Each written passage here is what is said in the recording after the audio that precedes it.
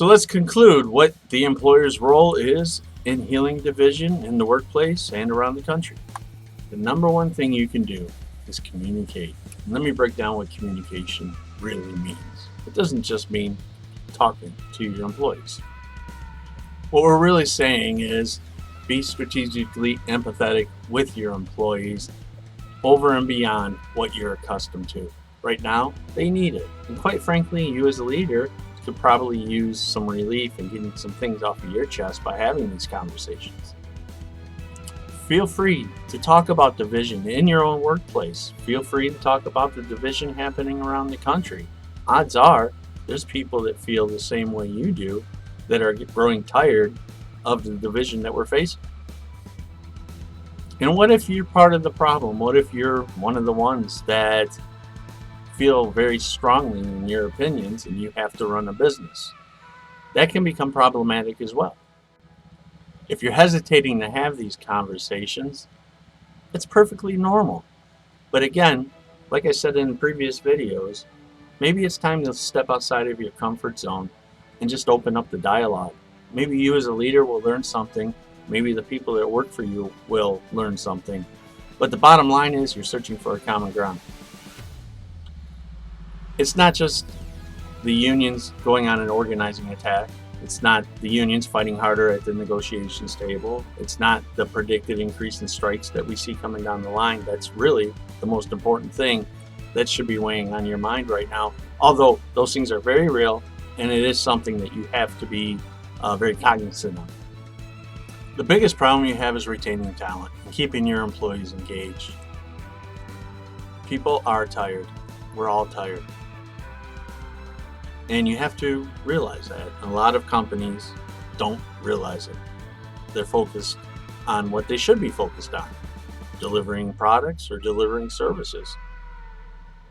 But in order to do that effectively right now, we have to put more emphasis on engaging the workforce and keeping the workforce motivated in a time where it's really tough to be motivated. There's a lot of crazy things happening right now.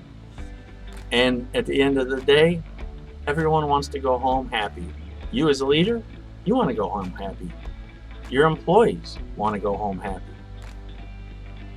They want to be proud of the work they do. And it's really hard to do right now. So you really have to build them up, show them some support, show them some love. And at the end of the day, watch. They'll support you. That love will come back to you. That love will come back to the company that you're leading.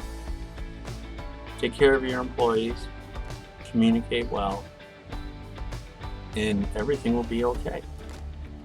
And at the end of the day, if businesses around the country, I'm talking small businesses to mega corporations, band together and uplift the employee spirit, do their best to eliminate conflict, do their best to eliminate the division that we're seeing, it's going to go a long way.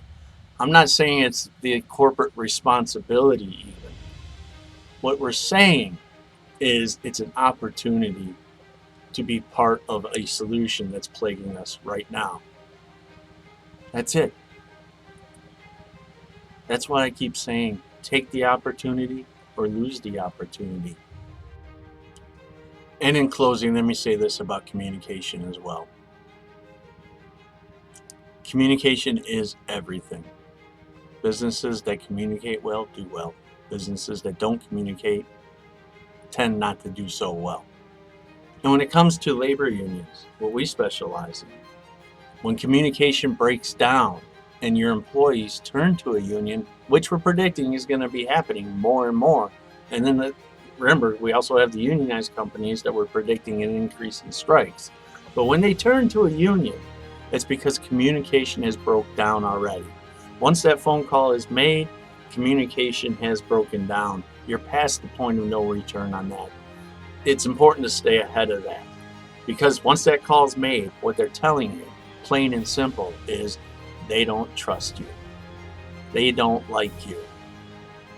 And you don't want that. You want to get ahead of that. Employees have to have trust and faith in their employers. And right now we're at a tipping point where things can go really bad, really quick. So you have to stay on top of everything. and treat your employees well and continue to do the best that you can do and be the best that you can be.